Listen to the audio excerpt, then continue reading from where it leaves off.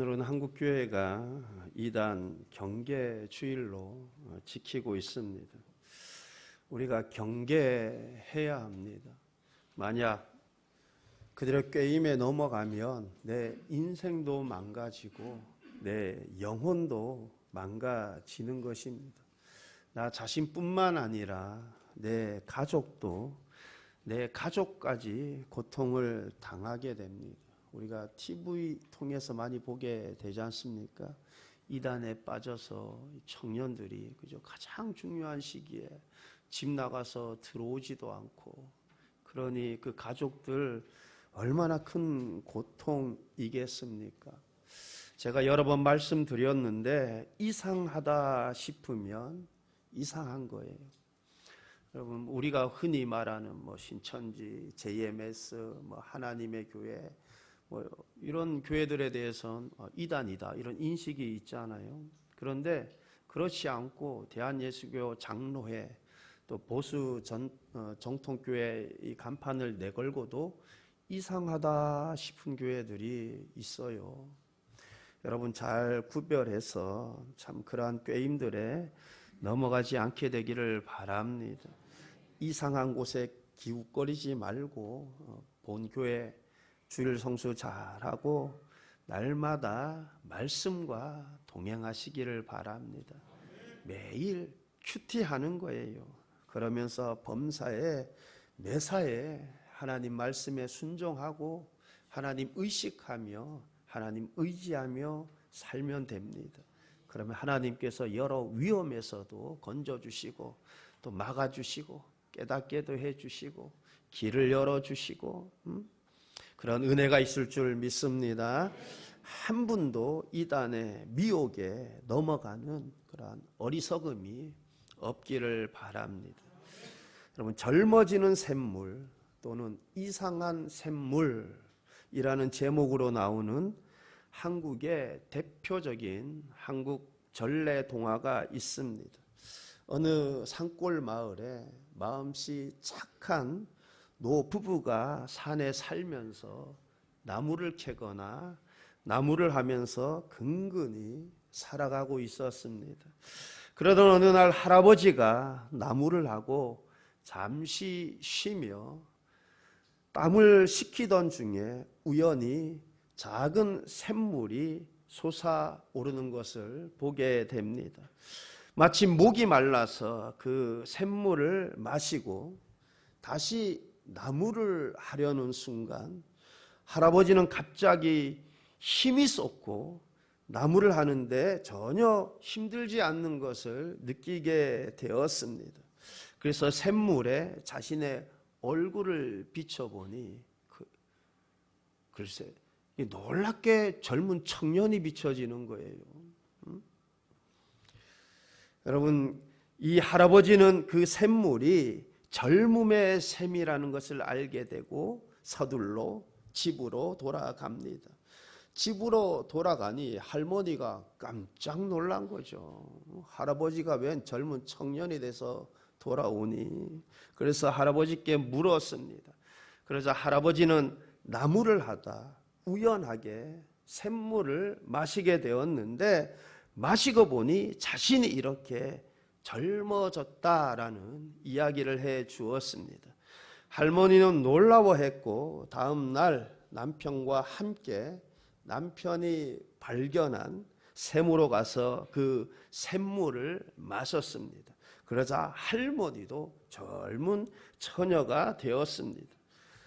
그 뒤 우연히 옆집에 살던 이 괴팍한 노인이 옆집의 노 부부가 젊어졌음을 보고 자신도 젊어지고 싶은데 어떻게 안 되겠냐고 물었습니다. 그래서 마음씨 착한 부부는 숲에 있는 샘물에 대해서 알려주었습니다. 그러자 이 괴팍한 노인은 이 부부가 알려준 샘물가로 갔습니다. 가서 샘물을 마셨는데 욕심이 나서 계속해서 마셨습니다. 한편 젊어진 부부는 옆집 노인이 돌아오지 않자 무언가 안 좋은 일이 생긴 게 아닐까 해서 서둘러 숲에 있는 젊음의 샘으로 달려갔습니다. 가서 보니 웬 갓난아이가 울고 있었습니다. 옷을 보니 틀림없이 옆집 노인의 옷이었습니다. 이 괴팍한 노인이 너무 욕심을 부린 나머지 갓난아이가 되어버린 것입니다. 여러분, 실제 이런 신비한 물이 있다면 있을 수 없겠죠. 그런데 오늘 본문 말씀에 보니 예수님께서 이보다 더 신비한 샘물에 대해서 말씀하고 계십니다.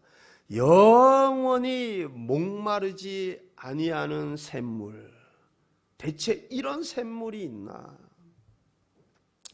오늘 읽은 말씀의 앞부분을 살펴보면 대략 이런 내용입니다.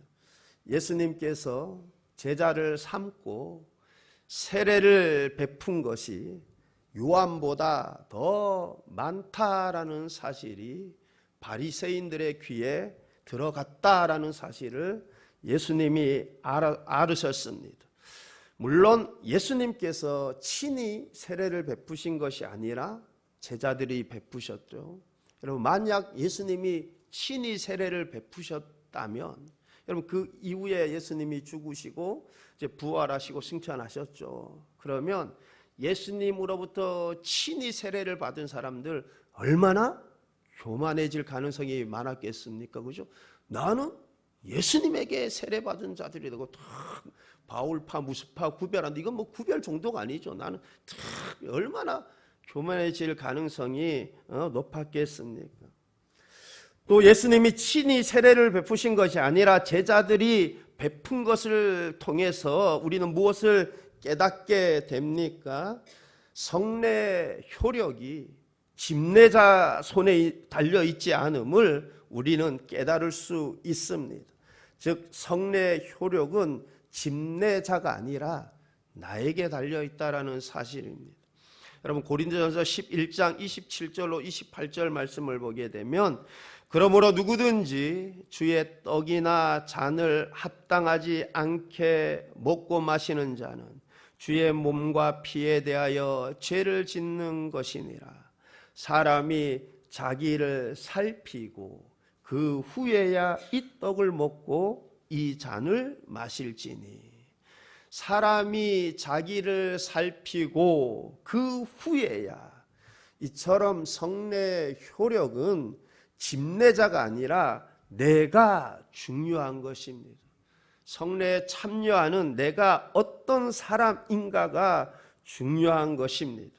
그러므로 내가 성례에 참여하기에 합당한 자가 되어서 주의 은혜가 항상 넘치는 그런 은혜가 있기를 바랍니다. 여러분, 3절 말씀해 보니 유대를 떠나 갈릴리로 가실세 그럽니다. 유대를 떠나 갈릴리로 가실세. 왜 예수님께서 유대를 떠나 갈릴리로 가시려고 했을까? 그 앞절을 보면 예수님이 들었다는 거예요. 알았다는 거죠. 무엇을요? 이 예수님께서 제자를 삼고 이 예수님이 세례를 베푸신 것이 요한이 세례 베푼 것보다 더 많다라는 그 사실을 이제 바리새인들이 알았다는 것을 알게 된 거죠. 여러분, 그러면 바리새인들이 가만히 있겠습니까? 그죠? 여러분, 이 바리새인들 지금 이 무렵쯤에는 세례 요한이 옥에 갇혀 있을 무렵이에요. 그래서 이 바리새인들은 이제 세례 요한은 어느 정도 제거되었다 이런 생각을 하고 있는데, 여러분, 지금 예수님이 베푸시는 세례, 물론 제자들이 베푸셨지만 세례 요한보다 더 많다는 거예요. 예수님으로부터 사람들이 점점 더 막 모여지는 거죠. 그러니까 바리새인들이 식이 나지 않겠어요? 이게 전부 다 뭐예요? 이게 예수님이 뭐예요? 그러니까 예수님 뭐예요? 위험에 처할 가능성이 점점 높아지는 거 아닙니까? 그죠? 그래서 그들의 그 박해를 피하기 위해서, 그들의 계획을 피하기 위해서 예수님께서 갈릴리로 가셨다고 보여져요. 또 하나는 여러분, 아직 때가 되지 않았기 때문에. 여러분, 구약 성경에 메시아의 고난이 예언되어 있죠. 그런데 아직 때가 되지 않았기 때문에, 그래서 그들의 계획을 피하시기 위해 유다의 지방을 떠나 박해의 손길이 덜 미치는 그러한 갈릴리로 가시고자 하셨을 것입니다.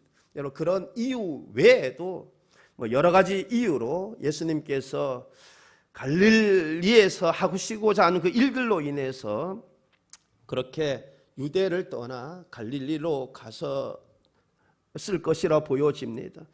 여러분, 어쨌든 이런저런 이유들로 인해 그렇게 예수님께서 유대 지방을 떠나 갈릴리로 향합니다. 그런데 유대에서 갈릴리로 가는 가장 지름길은 당연히 사마리아를 통과하는 거예요. 여러분, 그런데 당시 유대 사람들은 사마리아 사람들과 상종하지 않았습니다. 그래서 보통 갈릴리와 유대를 오고 갈 때 사마리아를 통과하지 않았어요. 그래서 어떻게 해요? 여러분, 여기가 사마리아고 갈릴리라 그러면 가운데가 유대라고, 밑에가 유대고 위에가 갈릴리예요. 가운데가 사마리아가 있죠. 근데 이렇게 다니지 않았어요.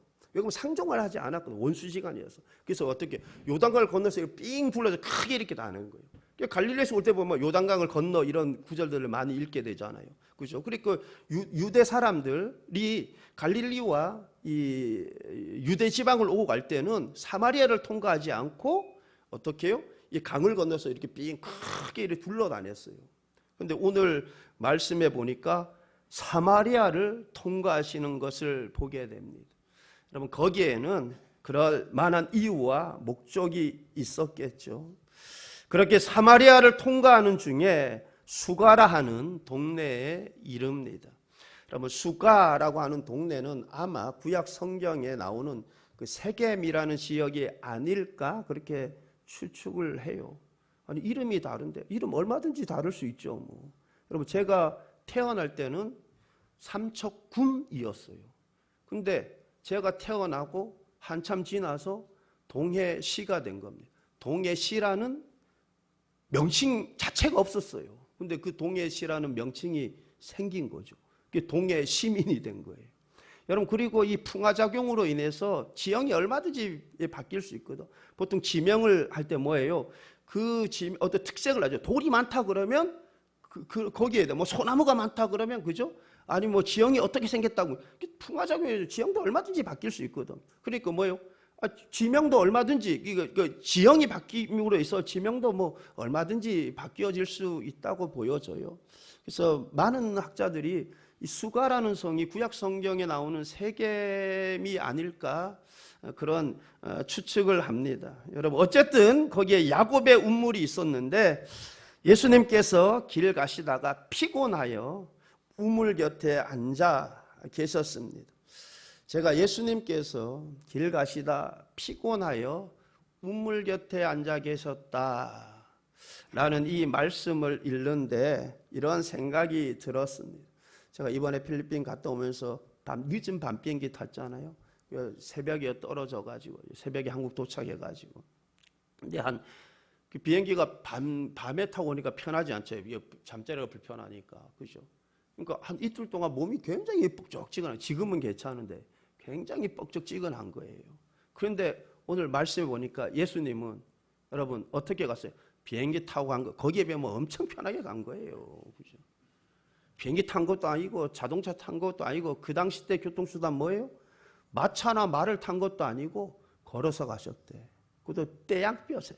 그러니까 반나절도 못 가서 피곤해가지고, 피곤해서 울먹거리 곁에 있다 그래요. 그래서 제가 이 구절을 읽으면서 그냥 감사다, 그죠? 네. 그리고 제가 올 때는 제 앞에 보니까 이게 그냥 빈 자리가 있더라고요. 그래서 아예 한 자리에 없어요. 세점이죠. 그거 닦아서 그냥 들어 누웠어요. 누웠는데도 잠이 잘 안 오대요. 왜 그러면 중간에 밥 먹으러 깨우고 뭐 이렇게 하다 보니까, 그러니까 잠을 제대로 못 자고 딱 오니까 제가 한 이틀 동안 좀 몸이 뻑적지근하던데. 여러분, 만약에 예수님이 재정이 넉넉했다면 떼양볕에 걸어갔었겠습니까? 그죠? 제자들과 함께 말을 타거나 마차, 당시의 교통수단인 이 마차를 타고 갈릴리를 향했을 텐데, 여러분, 이번 우리 선교팀이 갈 때 여러분 제일 좋은 건 뭐냐면 대한항공이 제일 좋아요. 근데 뭐요? 제일 비싸죠. 배 이상 비싸요. 배 이상. 제일 싼 거는 에어아시아나가 제일 싸요. 우리 예전에 단체로 갈 때 탄 비행기 있지 않습니까? 그게 제일 싸거든요. 10몇만 원에 끊었잖아 우리 갈 때. 제일 싼데 이게 밥도 안 주고 기내에 가는 거는 뭐예요? 기내는 무료지만 수화물은 별도 또 돈을 내야 돼. 예? 그리고 이것보다도 뭐냐면 이게 갑자기 시간 변경이 되는 경우가 있어요. 왜냐하면 비행기 뜰라는데 좌석이 얼마 안 찼어. 그럼 뭐요? 다른 데 얼마 주고 그걸 합쳐버려요. 그러니까 이런 경우가 발생되는 경우가 좀 있어요. 그러니까 뭐예요? 혼자 가는 거야 뭐 어떻게 하겠지만 이게 여러 명 갈 때는 이 비행기가 끊는 게 굉장히 어떻게 보면 모험인 거예요. 그죠? 특히 좀 비수기철에는. 그래서 제일 가성비가 좋은 게 필리핀 항공이거든요.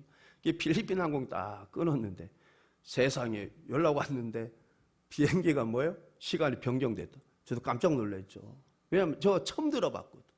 필리핀에서 그 오랫동안 선교하면서 왔다 갔다 했은 분도 필리핀 항공이 그렇게 시간이 변경되는 건 본인도 처음 들어봤다고 그래요. 그러니까 아마 이륙하려고 했던 그 비행기가 좀 결함이 있지 않았을까 생각이 돼요. 왜냐면 그 다음에 뜰 때는 뭐 텅텅 비어서 갔잖아요.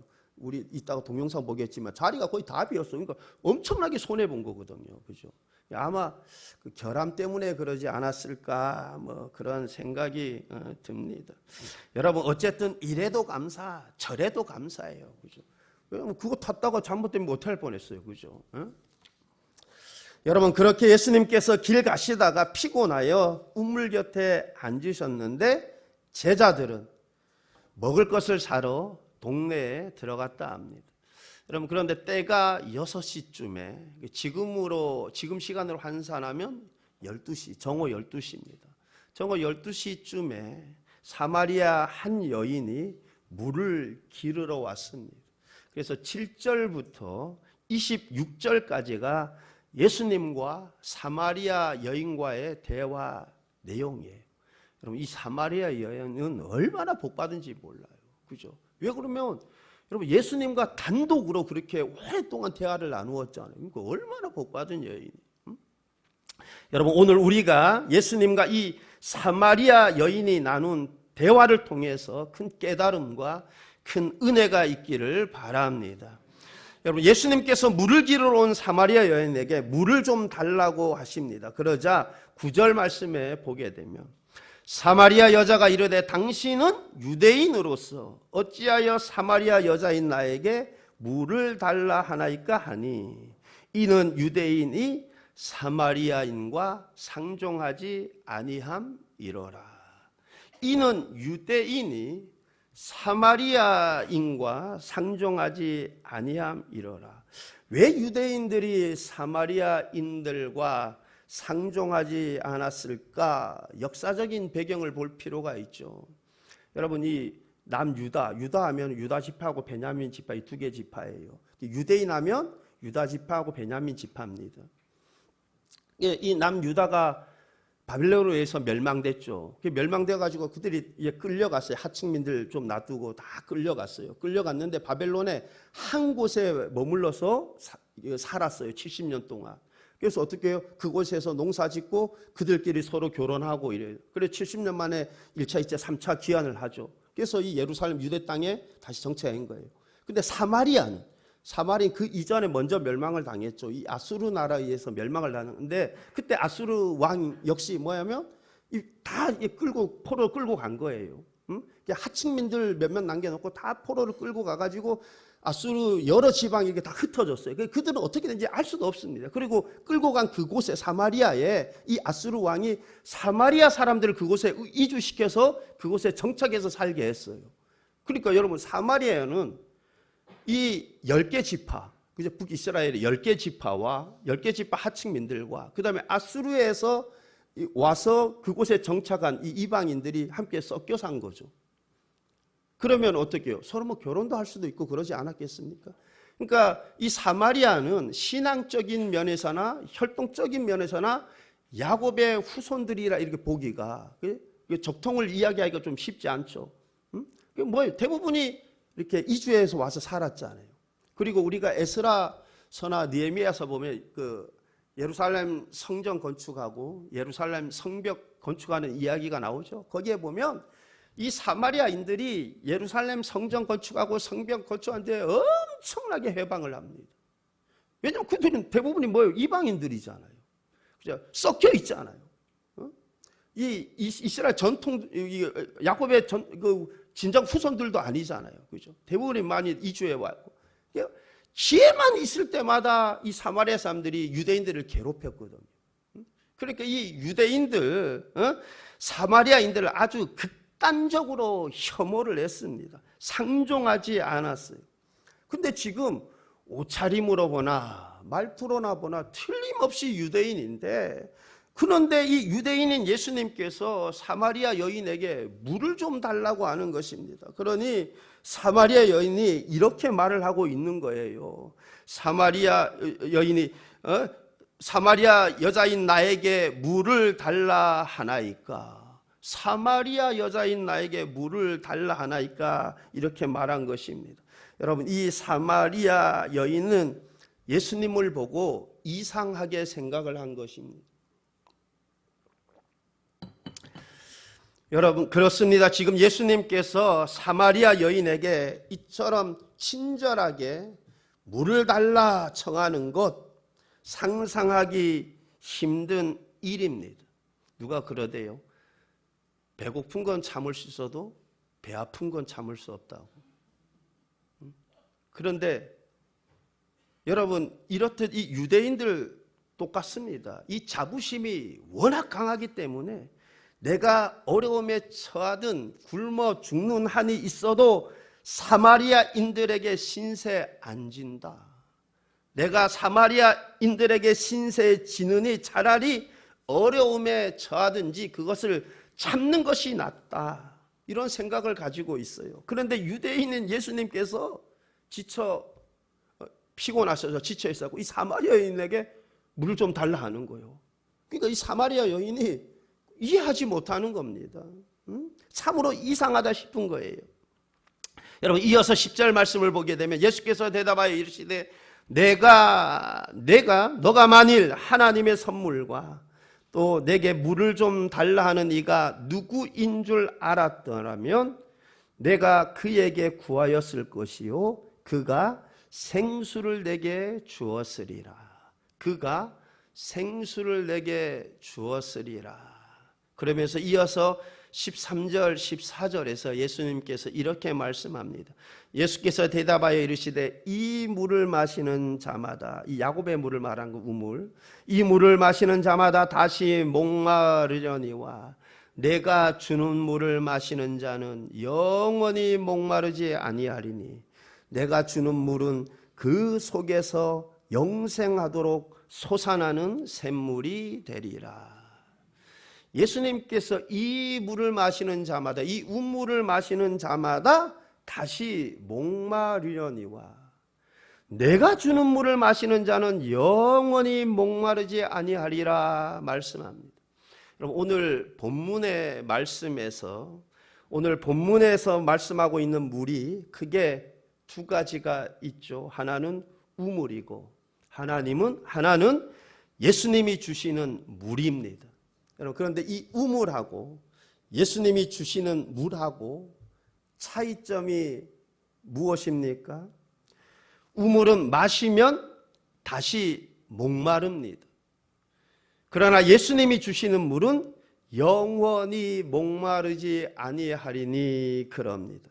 그 속에서 영생하도록 솟아나는 샘물이 된다 합니다. 이게 무슨 말이에요?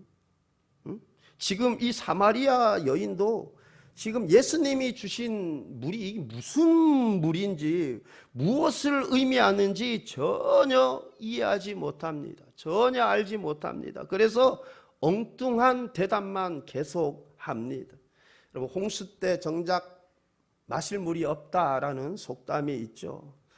홍수 때 물은 많은데 마실 물이 없게 됩니다. 사람들은 물질이 많으면, 물질이 풍요로워지면 모든 문제들이 해결되고 근심 걱정도 사라지고 삶이 풍요로워질 것이다 생각을 합니다. 그런데 정작 물질이 풍요로운 사람들 오히려 행복 지수가 더 낮게 나옵니다. 더 목말라 합니다. 왜 그렇습니까? 세상의 물은 마시면 마실수록 더 목마를 뿐인 것입니다. 그러므로 예수님이 주시는 물을 마셔야 하는 것입니다. 내가 주는 물을 마시는 자는 영원히 목마르지 아니하리라 하십니다. 영원히 목마르지 아니. 누가 이 물을 줍니까? 내가 주는 물을 마시는 자는 예수님이 주시는 것입니다. 예수님만이 이 물을 주실 수 있는 것입니다. 여러분, 삭개오는 세리장이요 부자라 합니다. 세리장이고 부자면 인생이 해피하고 좋을 것 같은데 걱정도 없고 인생이 풍요로울 것 같은데 그러나 그러하지 못했습니다. 삭개오는 목마른 사람이었습니다. 그래서 그 목마름을 해결하고 싶어서 돌 무화과 나무에 올라가서 예수님을 보고자 하였습니다. 삭개오를 본 예수님께서 삭개오야 속히 내려오라. 내가 오늘 내 집에 유하여야 하겠다라는 말씀에 삭개오는 급히 내려와 즐거워하며 예수님을 영접하였습니다. 여러분, 삭개오는 예수님을 만나고 나서 인생의 해답을 얻었습니다. 예수님을 만나고 나서 인생의 목마름이 해결되었습니다. 그래서 그는 이렇게 고백을 합니다. 내 소유의 절반을 가난한 자들에게 주겠사오며 만일 누구의 것을 속여 빼앗은 일이 있으면 내 갑절이나 갚겠나이다. 그는 예수님을 만나고 인생의 목마름이 해결되었습니다. 이처럼 예수님이 주시는 물은 영원히 목마르지 아니합니다. 속에서 영생하도록 솟아나는 샘물이 됩니다. 그렇다면 예수님이 말씀하시는 오늘 본문에서 내가 주는 물은 이라고 말씀할 때 이 예수님이 말씀하신 물은 무엇을 의미합니까? 예수님께서 사마리아 여인에게 말씀하고 계시는 이 샘물은 무엇입니까? 영원히 목마르지 아니하고 속에서 영생하도록 솟아나는 샘물은 무엇입니까? 바로 성령입니다. 성령. 예수님이 보내주시겠다고 약속하신 성령입니다. 이것을 예수님께서 물에 샘물에 비유하여 말씀하고 계시는 것입니다. 여러분, 여기에 대한 정확한 표현이 7장에 가서 요한복음 7장 37절로 39절에 이렇게 말씀하고 있습니다. 명절 끝날 곧 큰 날에 예수께서 서서 외쳐 이르시되 누구든지 목마르거든 내게로 와서 마시라. 나를 믿는 자는 성경의 이름과 같이 그 배에서 생수의 강이 흘러나오리라 하시니 이는 그를 믿는 자들이 받을 성령을 가리켜 말씀하신 것이라. 그 배에서 생수의 강이 흘러나오리라. 이는 그를 믿는 자들이 받을 성령을 가리켜 말씀하신 것이라. 지금 예수님께서 비유적으로 말씀하신 이 물은 무엇을 가리키고 있어요? 성령을 가리키고 있는 거예요. 여러분, 이처럼 목마름을 해결하기 위해서 영원히 목마르지 아니하는 그 갈증을 해결하는 방법, 길은 성령의 내주하심, 성령의 충만함인 것입니다. 여러분, 성령의 충만함으로 성령이 계속해서 끊임없이 흘러 넘치는 것입니다. 성령의 은혜가 끊임없이 흘러 넘치는 것입니다. 너희는 여호와의 선하심을 맛보아 알지어다 그랬어요. 너희는 여호와의 선하심을 맛보아 알지어다. 여러분, 체험적인 신앙이 중요합니다. 체험적인 신앙을 크게 두 가지로 생각해 볼 수 있죠. 하나는 여러분, 내가 내 삶에서 하나님이 나를 도우시고 나를 건져주시고 나를 인도하시고 나를 고치시고 나에게 길을 내어주시고, 여러분, 이런 하나님을 체험하는 것입니다. 또 하나는 내 속에서 생수가 흘러 넘치는 체험입니다. 내 속에서 생수가 흘러 넘치면, 성령의 충만함을 입으면 내가 어떤 특별한 기쁜 일이 없어요. 그럼에도 불구하고 내 속에서 기쁨이 넘칩니다. 감사가 넘칩니다. 새 힘이 솟습니다. 소망이 풍성해집니다.